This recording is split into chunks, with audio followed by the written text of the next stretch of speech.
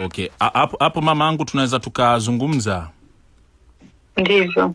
Okay. Kwa hiyo mimi mama nilikuwa naomba kwa watu ambao hawakujui, wewe unaweza ukajitambulisha, unaitwa nani na ukajielezea kwamba wewe ndo mzazi wa Matonya.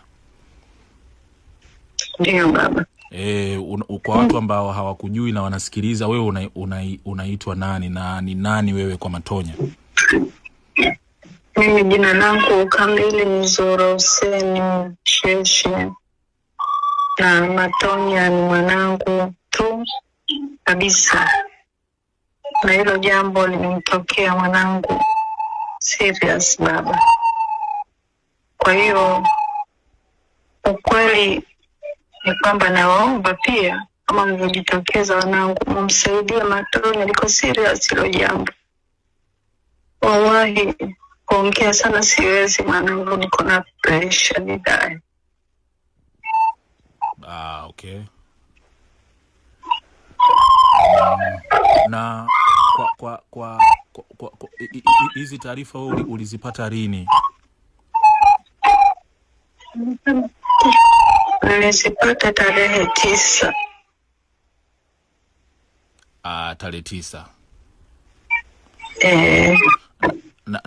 Na kuna watu ambao labda wanakutafuta, labda kuna watu ambao labda unawasiliana nao ambao wako kwenye sanaa ambao labda wamekutafuta, au kuna kitu gani ambacho wewe unakiona kinaendelea?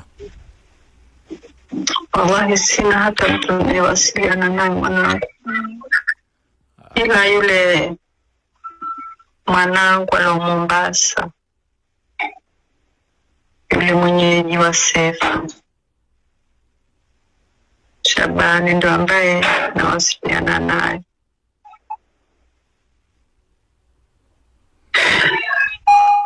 Okay. Bana mama, pole sana. Haya, asante. Mimi nashukuru kwa hilo. Asante mwanangu. Nipe niongee na dada. Haya. Halo kaka. Dada.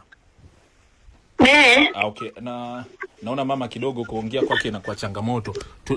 Samani bana. Naweza nikaongea na wewe? Sawa. Okay. Ni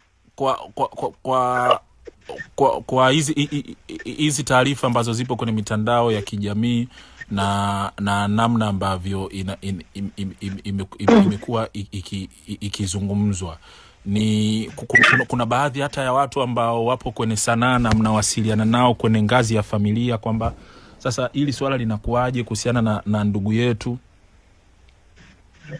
Hapana, tunaongea naye. Okay.